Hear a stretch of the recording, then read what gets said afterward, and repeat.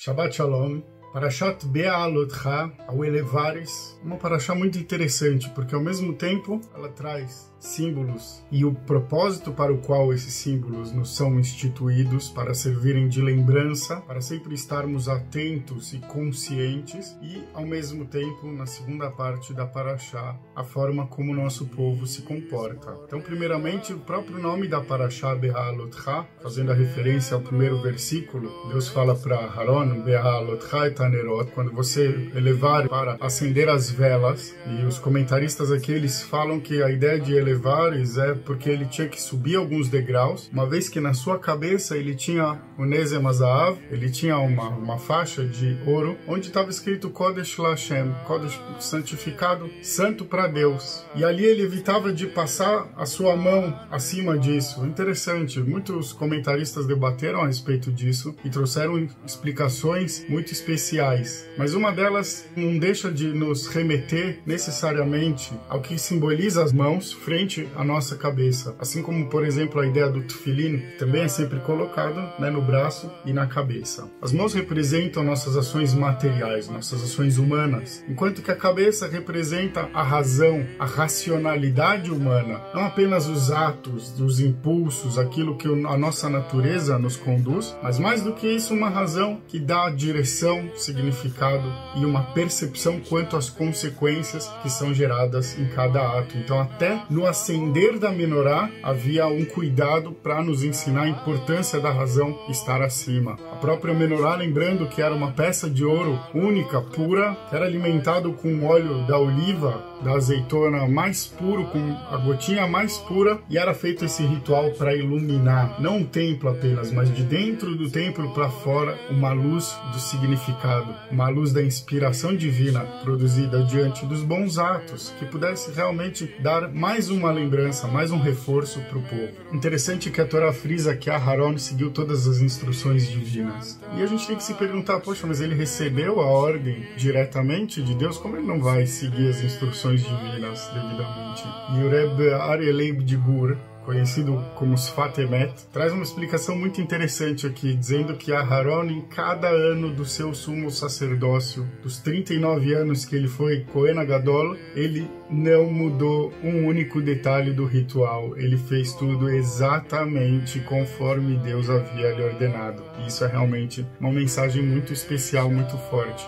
E o Rabbi Mirl de Primishlan, acho que é assim que se fala, acrescenta que Aharon não mudou sua personalidade também, com toda essa importância e centralidade que ele tinha no ofício sagrado. Ele não muda sua personalidade, permanecendo sempre aquela pessoa amável, doce, aquele exemplo de ser humano mencionado também no Pirkei Avot, logo no início. E esse início da parashá já nos faz refletir, puxa, como as referências boas são grandes e são presentes. A gente vai ver como isso se conduz. Na sequência, Deus ordena sobre o Korban Pesach, a oferenda de Pesach, a lembrança da saída do Egito, e traz aqui uma regra dizendo que aqueles que não podiam fazer o Pesach na data correta, por impossibilidade, por questões de impureza, essas pessoas teriam uma segunda chance nessa data. E interessante a gente perceber aqui mais uma vez, não só a misericórdia divina, que a gente sempre fala, mas muito mais do que isso, o tamanho do amor do pai para com seus filhos. Fala, tudo bem, você não podia fazer, você estava doente. A impureza era uma doença espiritual, então você estava doente, agora você pode fazer. E o filho, com boa vontade, recebe essa oportunidade e faz com alegria. Imaginem como isso não é bonito, como não dá orgulho para o pai. A ideia da segunda chance que Deus nos dá reflete também a segunda chance que sempre devemos dar diante das circunstâncias que se apresentam. A gente lembra a saída do Egito, lembra como fomos oprimidos, lembra que nossos bebês, havia um decreto de jogá-los ao rio, nada tão cruel, tão desumano. A gente tem que lembrar isso todo ano para não permitir atos ruins, não permitir a maldade, não permitir a perversidade crescer, a manipulação abrir caminho para esse tipo de coisa. E a gente sabe que desde o Egito e até hoje, lamentavelmente, a humanidade já realizou muitas desgraças, muitas tragédias por esses motivos. Na sequência, Deus ordena para Moshe que sejam feitas 2 trombetas, que sejam tocadas nos momentos de guerra, nos momentos de mover o acampamento, nos momentos momentos de festa, e a Torá deixa bem claro para que lembremos assim de Deus. Lembremos assim, no momento que a gente vai para a guerra, a gente tem que lembrar por que a gente está nessa guerra. No momento em que a gente vai para um embate, no momento que a gente vai dialogar ou até debater com alguém que não concorda com a gente precisa lembrar porque estamos defendendo determinada posição e de provar sua coerência, principalmente por conta disso. E as trombetas serviam exatamente dessa maneira. Interessante que na sequência a Torá já menciona também o movimento da arca, e é justamente o texto que a gente lê toda vez que o rolo da Torá é tirado da arca. A gente lê esse texto, vai Ibn Suaroni, quando era conduzida a arca, vai Omer Moshe, Moshe dizia, Kuma Adonai ve'afutz oiveicha, levanta-te Deus, e que teus inimigos todos se dispersem, e traz essa mensagem de força. O Vnocho é uma chuva Adonai rivot alfei Israel, e quando as coisas se acalmavam novamente, então, que Deus possa pairar entre os milhares de Israel. Quer dizer, a mensagem da referência sempre clara do propósito do juiz que tudo vê, dessa relação tão bonita em potencial do povo de Israel com o Criador. Tudo segue muito bem, só que logo na sequência desse versículo tão conhecido e tão emocionante, as coisas começam a virar, o povo começa a se queixar, que não tem carne, que é sempre aquele mesmo man. Vale lembrar que o man era um alimento que, apesar de simples, ele era milagroso, ele era um milagre realizado a cada dia. Dizem os nossos sábios, ele tinha o sabor que a pessoa gostaria que ele tivesse. Então, quando eles começam a reclamar da carne, na realidade eles estão procurando um subterfúgio, uma desculpa para falar, olha, a gente estava ali na zona de conforto, ainda que estávamos oprimidos, ainda que éramos escravos, ali a gente sabia como as coisas funcionam, e aqui nós dependemos mais ainda uns dos outros, e principalmente de Deus. Então, quando não nos sentimos próximos a Ele, entramos em desespero. Vejam como eles estavam focando na metade vazia do copo, deixando assim uma mensagem muito grande de que o man, na realidade, ele representava aquilo que internamente a pessoa era. Se a pessoa era uma pessoa disposta a olhar positivamente, uma pessoa que estava com fé, confiando em Deus, com toda a certeza de que tudo que Ele prometeu estava sendo cumprido e iria ser cumprido. Portanto, o man tinha o melhor sabor do mundo. Era o pão divino. A gente tem que pensar isso com muita atenção.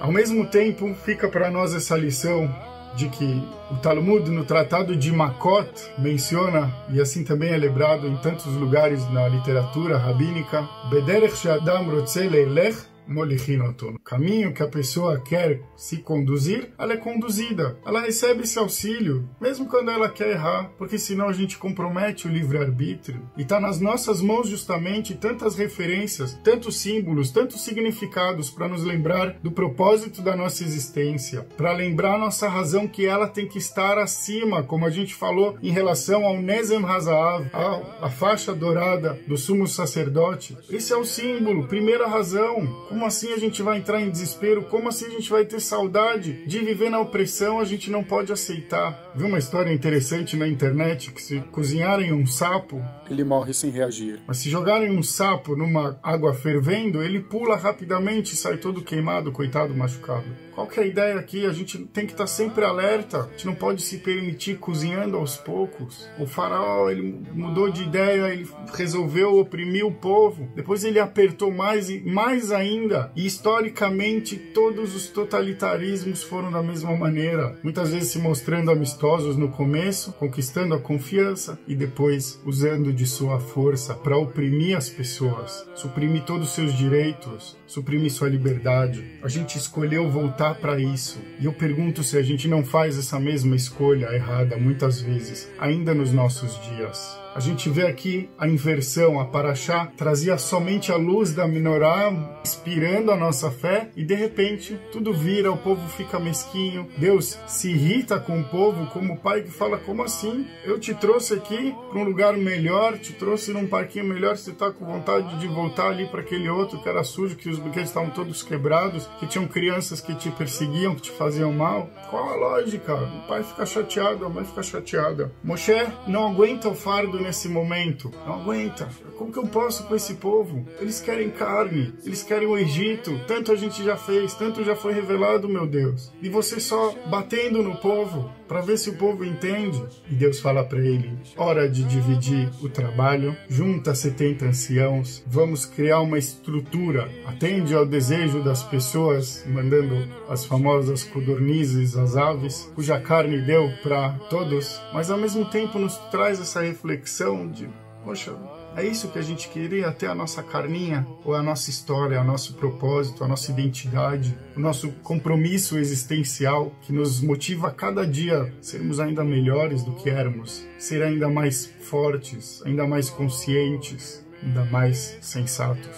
Esses 70 anciãos recebem a profecia através da inspiração divina, logo no primeiro dia da instituição, e muitas revelações são feitas ali, como descreve a Torá. Mas logo na sequência, a Torá traz pra gente o exemplo do mau uso da profecia. De repente, a Torá traz pra gente mais uma vez a audácia do ser humano. E lamentavelmente ela termina com a fofoca, o maldito, o maldizer, o Lashon Hara de Aharon e Miriam a respeito de Moshe e sua esposa. A gente não tem direito de falar da vida dos outros. A gente tem que focar na nossa própria vida. E ainda mais aqueles que são exemplo para os demais. Por isso, punição, por isso foram alertados. Temos uma paraxá com muitos assuntos, temos uma paraxá que coloca os dois lados muito claros de cada escolha que nós temos que fazer em nossas vidas. Por isso, quanto mais buscamos o conhecimento, a verdade, somos sinceros ao ouvir especialmente aquilo que talvez inicialmente não concordamos, mas sabemos que,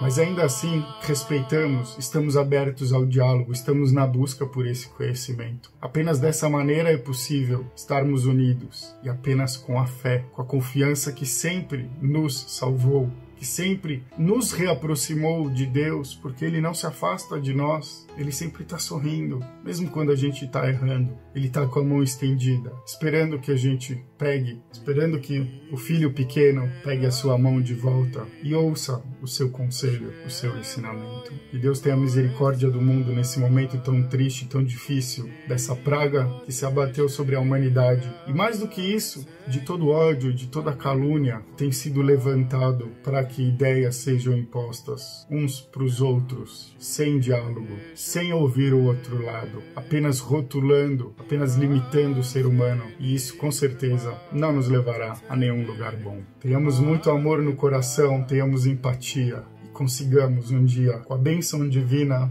amar o próximo como amamos a nós mesmos. Essa é a luz mais intensa de todas. Shabbat Shalom.